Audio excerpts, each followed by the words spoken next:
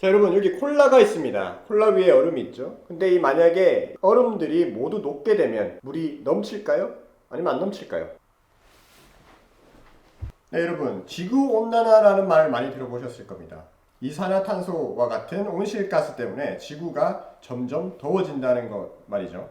그것 때문에 얼음들, 북극에 있는 얼음, 남극에 있는 얼음들이 녹고 있다고 합니다. 자, 그래서 실험 두 가지를 준비했습니다. 자, 먼저 이산화탄소가 어떻게 지구의 온도를 높이는지 먼저 보여드리도록 하겠습니다. 자, 여기 보면 실험 재료들이 있는데 이거는 태양을 대신할 적외선 전구고요. 여기는 일반 공기가 들어갈 것이고 여기는 이산화탄소만 가득 찬 공간이 될 것입니다. 그렇게 해서 두 온도 차이를 비교할 거예요. 오! 오! 아, 식초 넣으니까 바로 오는구나. 자, 이렇게 해서 일반 공기가 들어간 곳, 그리고 여기는 이산화탄소가 지금 만들어지고 있습니다. 그래서 이산화탄소로 가득 차게 되면 이 적외선 빛이 쏘아졌을 때 얼마나 온도 차이가 날까 한번 보도록 하겠습니다. 온도가 1도 이상 차이 나기 시작했습니다. 지구의 이산화탄소, 온실가스가 많아지면 많아질수록 온도가 더 높아지겠구나 하는 걸 알게 되겠네요. 자, 그렇다면 온도가 높아지면 북극과 남극에 있는 얼음들이 녹기 시작하겠죠. 과연 그 북극과 남극이 녹기 시작하면 어떤 일이 벌어질까요? 그것을 다음 실험에서 보여드리도록 하겠습니다. 자, 이렇게 북극과 남극이 준비되어 있습니다. 북극 바닷물, 빙하, 물이 같이 있고 남극의 바다와 대륙, 그리고 빙하가 이렇게 보이고 있습니다.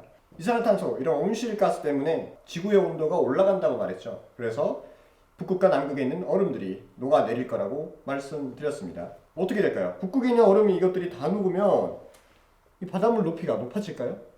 그리고 남극은 또 어떻게 될까요? 지금부터 녹으면 어떻게 될지 먼저 보도록 하겠습니다. 그 전에 높이를 먼저 측정해 볼게요. 그냥 4.5 정도 나오는 것 같네요. 4.5cm, 북극 4.5cm 해수면 높이입니다. 남극은 대략 2cm 정도 됩니다. 그러면 녹을 때까지 한번 기다려 보겠습니다. 네, 자, 얼음이 거의 다 녹았습니다. 북극과 남극이에요. 자, 북극의 해수면 높이를 볼까요? 네. 오, 4.5, 아까도 4.5였죠? 그대로입니다. 남극 대륙 보기만 해도 아까는 이 땅을 지점토 있죠? 이 땅을 넘지 않았는 걸로 보였는데 지금 보니까 넘었어요. 이미 물에 잠겼죠. 자, 그렇다면 이어지는 강의에서 우리는 기후변화에 어떤 대처를 하고 있는지 알아봅시다. 네, 안녕하세요. 저는 과학과 관련된 이야기들을 전해드리는 과학 커뮤니케이터이자 과학 유튜브 지식인 미나니를 운영하고 있는 이민환이라고 합니다. 그럼 바로 강의 시작해 볼게요. 네, 여러분들 여기 보이시는 그레타 툰베리라는 소녀 아시나요?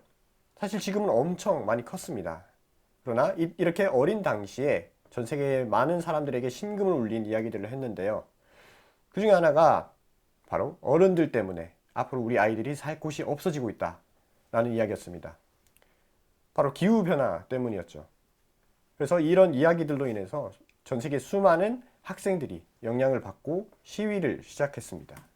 그렇다고 뭐 과격한 시위 이런 게 아니고요. 평화적으로 우리 기후와 관련된 이야기들을 하는 시위였는데 이렇게 독일, 영국, 프랑스 이런 전 세계 국가들에서 많은 학생들이 거리로 나왔습니다. 그러다 보니 환경에 관심이 많은 지도자들도 나와서 같이 토론도 하고 어떤 해결 방안들이 있을지도 이야기를 하기 시작했죠. 그리고 많은 그 회의 결과들이 공개되기도 했습니다. 자, 그런데 다 유럽인 것 같아요. 미국이나 유럽. 우리나라도 했을까요? 찾아봤더니 했습니다. 광화문 광장에서 했더라고요. 근데 사람들 대부분이 잘 모르고 있는 것 같습니다. 그게 좀 안타깝긴 한데 그래도 우리나라 학생들도 그리고 우리나라 많은 관계자분들도 기후위기에 관해서 이야기를 많이 하고 있다는 점 알아주시면 좋겠고요. 그렇게 해서 이 학생들이 그레타 툰베리를 포함한 학생들이 원하는 게 무엇이냐 2025년까지 탄소 배출 0% 그리고 이것을 감독할 시민의회를 구성하자였습니다. 사실 좀 무리한 이야기이긴 한데 그래도 많은 사람들이 관심을 가지고 지도자분들도 관심을 가지고 정책을 내기 시작했습니다. 그리고 우리나라도 한때 대한민국 재생에너지 3020이라고 해서 2030년까지 신재생에너지 발전으로 비중을 20%까지 늘린다. 이런 정책들이 나오기 시작했어요. 자, 그럼 여기서 보는 신재생에너지 무엇이 있을까요? 먼저 신에너지와 재생에너지 이렇게 나뉘어지는데 이 둘을 합쳐서 신재생에너지라고 부릅니다. 자, 그럼 먼저 신에너지부터 한번 볼까요? 신에너지, 말 그대로 새로운 에너지입니다. 기존 에너지 소스들을 이용해서 새로운 에너지를 만든다. 기존에 있는 것들을 활용해서 새로운 걸 만든다는 건데, 여기 보면 이렇게 물이 있죠? 바닷물. 물을 분해하면 수소와 산소로 나뉩니다. 자, 그럼 여기는 수소를 가지고 에너지를 만들면 신에너지가 되는 겁니다. 그리고 석탄이 있어요. 석탄 그대로 쓰면 화석 에너지죠. 근데 이 석탄을 액화하면 액화석탄, 석유와 비슷한 것이 되는데 조금 다릅니다. 이 액화석탄은 기존의 화석 연료와 다르게 유황이나 이런 오염 물질을 내뱉지 않는 그런 에너지로 바꿔서 신에너지로 활용하고 있죠. 물론 이 석탄, 액화석탄 에너지는 나라마다 신에너지로 취급을 하지 않는 곳도 있습니다. 자, 그럼 재생에너지를 한번 볼게요. 재생에너지는 말 그대로 계속해서 쓸 수 있는 에너지입니다. 이렇게 사진을 보면 여러분들 알 수 있는 것들 많이 있죠. 지열도 있고, 저기 풍력 발전도 있고, 태양 발전도 있네요. 네, 햇빛, 물, 땅, 바람, 그리고 바이오, 생물학 관련된 것들로 계속해서 사용 가능한 것들이죠. 그 중에서 저는 햇빛과 바람을 한번 보려고 합니다. 먼저 햇빛 에너지입니다. 햇빛 에너지 중에는 태양열 발전과 태양광 발전이 있어요. 몇몇 사람들이 이 두 개를 헷갈려 하시는 분들이 있긴 한데, 태양광은 이겁니다. 우리가 흔히 보는 태양 전지판을 사용하는 거죠. 이게 어떤 원리냐? 보통 이런 여러 물체들, 이런 노트북도 그렇고, 이런 선도 그렇고, 책상도 그렇고, 고유한 주파수가 있어요. 전파장이 있어요.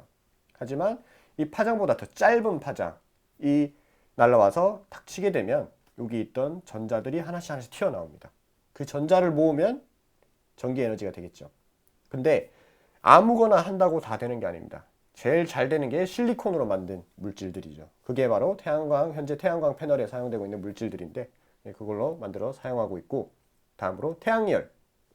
사진으로 보듯이 뜨겁습니다. 뜨거운 걸 모으면 또 에너지가 되는 거예요. 그래서 이거는 좀 땅이 넓고 사람들이 안 사는 곳이 많은 곳에 설치를 하는 건데, 여기 보시면은 바닥에 있는 게 태양광 패널이 아니라 다 거울입니다. 이 거울들 쫙 깔아놓고 한 곳으로 집중되게 빛이 반사돼서 여기 기둥으로 햇빛이 반사되게 집중시키면 엄청나게 뜨겁겠죠. 여러분들 예를 들면은 돋보기로 햇빛을 모아서 이렇게 지지면 뜨겁잖아요. 막 불이 타기도 하고. 그 원리를 이용한 겁니다. 이렇게 해서 그 뜨거운 열을 가지고 에너지를 활용하고 있어요. 그리고 바람 에너지로 한번 넘어가 보도록 하겠습니다. 자, 여러분들도 잘 아는 이 풍력 발전기인데, 풍력 발전기 시작은 이랬습니다. 풍차죠. 이렇게 바람이 붑니다. 그러면 바람개비가 돌면서 내부에 있는 방앗간 같은 것이 설치되어 있어요. 아니면 기계 장치들. 그래서 돌면서 기계 장치가 움직이면 사람 힘으로 하기 힘든 것들을 그대로 진행할 수 있죠. 그러다가 그 당시 마이클 패러데이라는 과학자가 등장합니다. 그리고 이 법칙을 발견하죠. 전자기 유도 법칙. 도선주의. 자기장을 변화시키면 전류가 발생하더라. 쉽게 말해서 전기가 흐를 수 있는 코일들을 두고 자석 물질이 있는 것, 흔히 말하면 자석이죠. 이거를 왔다 갔다 하면은 자기장이 변할 텐데, 이 자석이 왔다 갔다 하니까 자기장이 변할 텐데, 코일 주변에서 해봤더니 전기가 막 흐르는 거예요. 사람들은 생각했습니다. 풍차 이렇게 뱅뱅뱅 알아서 도는데 여기다가 코일 감고 거기 자석 끼워두면은 전기가 발생하겠구나 해서 풍력 발전기의 시초가 이렇게 만들어졌습니다. 이때는 막 날개도 많고 좀 조잡하게 만들어졌다는 생각도 들죠. 이렇게 생긴 것과 비슷합니다. 아마 이 서부 영화 이런 데서 많이 보셨을 거예요.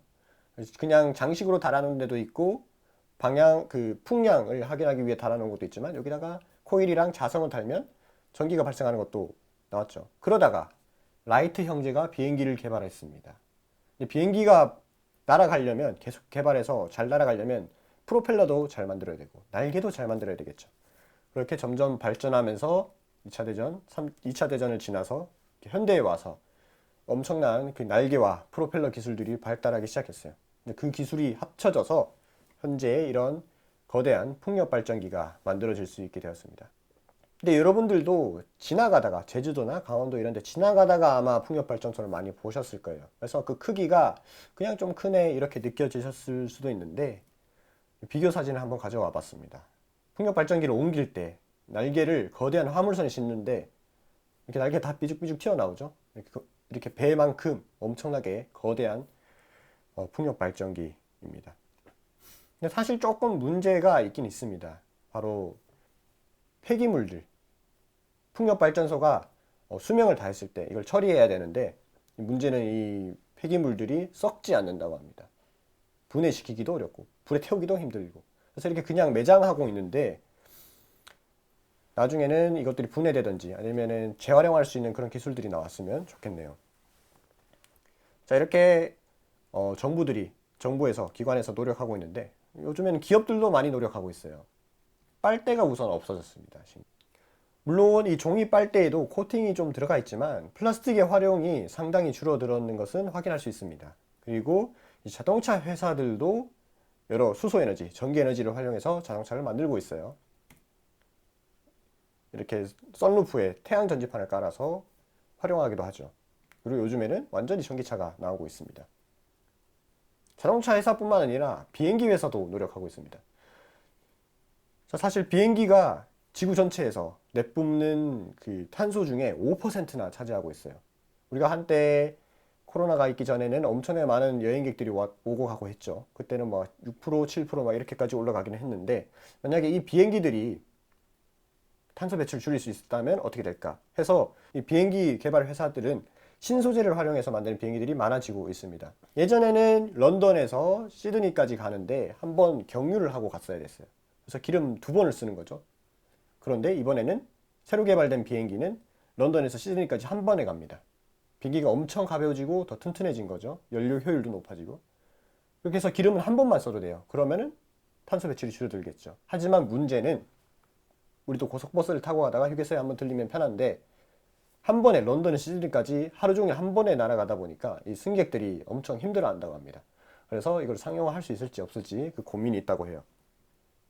그리고 여러 나사에서도 이렇게 전기로만 날아가는 비행기를 만들고 있고, 또 유럽의 어느 항공사에서는 특이한 모양의 비행기를 만들어 내놓기까지 했습니다. 실물로 있고요.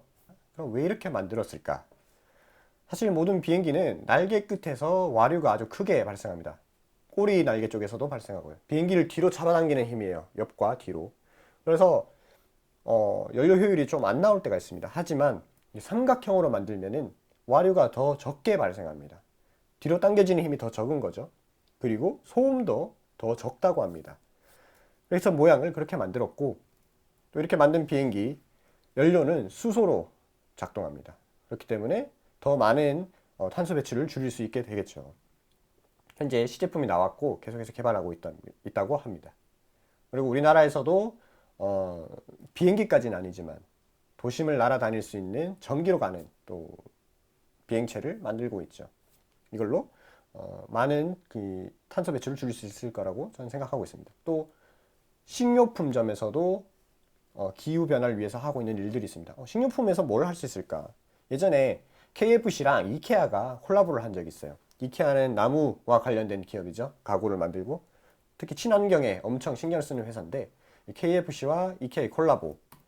이케아에서는 음식점이 있죠. 그 음식점에는 그 미트볼이라는 것들이 많이 나오고 있습니다. 근데 이 미트볼을 고기가 아닌 것으로 만든다면 어떨까? KFC에서 소나 돼지가 아닌 실험실에서 만든 고기로 미트볼을 만들어서 이케아에 납품을 한 겁니다.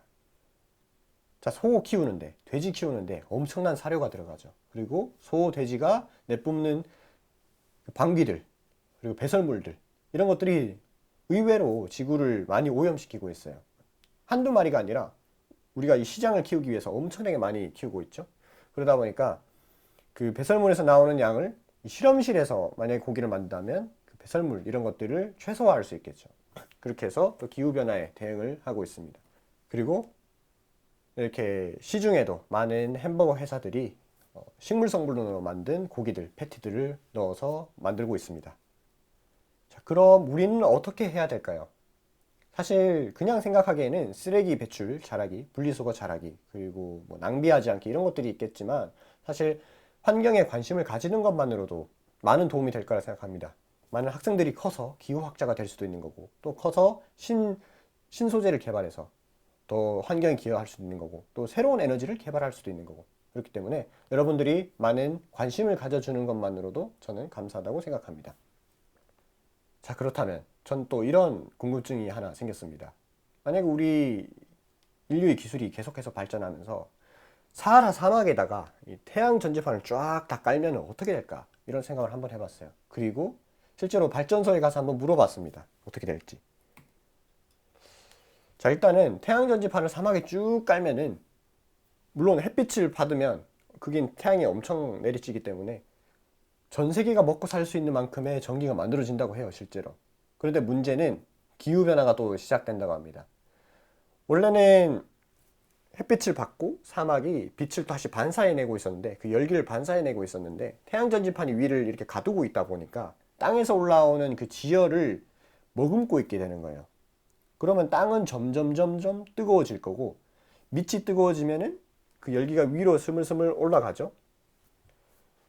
그러면서 찬 공기와 만나게 되면 하늘의 찬 공기, 밑에 더 뜨거워진 찬 공기가 만나게 되면은 극적인 기후 변화가 일어나는데, 그게 바로 비입니다. 적당히 따뜻하고 적당히 차가우면은 만났을 때 그렇게 많은 비가 만들어지지 않지만, 대류 현상이 발생하지 않지만, 아주 뜨거운 열기가 올라가서 찬 공기와 만나면 극적으로 변하게 되는데, 한 번은 이런 비슷한 상황이 벌어진 적이 있었어요, 기후 변화로. 그래서 사막의 일부분이 꽃이 자랐습니다. 사막에서 그 씨앗들이 사막으로 날아온 뒤에 그 발아하지 않고 있다가 비가 엄청나게 쏟아지자마자 발아하기 시작한 거예요. 이때 사막이 1년 동안 비 올 양이 하루 만에 왔다고 해요. 이런 현상이 벌어지고, 또 그러면 만약에 그 사하라 사막 전체에다가 나무를 다 심어가지고 숲으로 만들어버리면 어떻게 될까? 이거는 진짜로 제 상상이 아니라 진짜로 하버드와 독일의 막스 플랑크 연구소에서 연구를 해봤습니다. 테라포밍 기술이라고 하죠. 일론 머스크도 이야기했었는데, 화성을 지구화하던 기술을 테라포밍이라 합니다. 자, 이렇게 지구에는 수많은 사막이 있는데 이 사하라 사막에서 한번 시작해 본다고 해봅시다. 자, 먼저 비용 측정을 먼저 해봤습니다. 그렇게 테라포밍 하는데 나사 고다드 연구소에서 해봤죠. 문제는 사막 내륙으로 바닷물을 대량으로 담수화해서 우리가 마시는 물로 담수화해서 가져오는 문제, 그리고 한 번 가져오는 게 아니라 계속 가지고 와야 되죠. 사막을 그 땅이 물을 머금고 식물이 자랄 수 있게 만드는데, 그런 환경을 만드는 데 필요한 수로를 만드는 비용, 그리고 물 수송 비용, 이런 걸 다 따져봤더니, 하버드와 같이 따져봤더니 우리 돈으로 약 2,400조 원 정도가 든다고 합니다. 이게 한 번 설치하는데 그렇고요, 계속해서 한 1,000조 원씩 계속해서 유지 비용이 든다고 합니다. 자, 그런데 이렇게 돈을 막 들이분다 치고, 돈 문제가 없다고 치고 성공했다고 한번 생각해 봅시다. 그렇게 해서 성공해서 시뮬레이션을 한번 돌려봤어요. 지구가 더 좋아지나 안 좋아지나. 문제는 아마존이, 지구 반대편에 있는 아마존이 불타기 시작하는 거예요. 이거 왜 이런가 봤더니, 자, 먼저 지도를 봅시다. 저기 사하라 사막에 위치한 부분에서 이 지구는 자전을 하면서 바람이 사하라 사막에서 서쪽으로, 이쪽으로 가는 거죠. 가면서 아마존 쪽으로 바람이 불어갑니다. 이때 사하라 사막에 있던 수많은 미량의 원소들이 바람을 타고 아마존으로 가는 거예요. 가서 그 아마존의 울창한 숲에 영양분들을 뿌려주고 있던 것이었는데, 사하라 사막이 숲으로 만들어지니까 바람이 불어도 날아갈 게 없죠. 그 모래들이 날아갈 게 없죠. 그러다 보니까 아마존에 영양분이 공급되지 않던 겁니다. 이렇게 점차 공급이 안 되다 보니까 오히려 아마존이 점점점 사막화되어 가고 식물들이 죽어가고 하다 보니 건조해지면 불도 나고, 그래서 지구가 또 엉망이 된다라는 걸 확인했어요. 그렇게 해서 과학자들이 얻은 결론은 바로 이겁니다. 자연은 서로 연결되어 있더라. 특정 지역에서 약간의 문제가 생겼다고 해서 뭐 문제가 안 되겠지라고 생각할 수 있지만, 지구 반대편 어딘가에서는 또 다른 기후 변화가 일어나고 있을 수 있다 라는 결론을 얻게 되었습니다. 네, 오늘의 강의는 여기서 끝이 나는데, 저는 이렇게 결론 내리고 싶어요. 자연은 서로 연결되어 있는데, 이렇게 연결되어 있는 자연에 여러분들이 관심을 가져주는 것만으로도 환경에 이미 기여하고 있다라고 생각합니다. 자, 이렇게 오늘의 강의 여기서 마치도록 하겠습니다.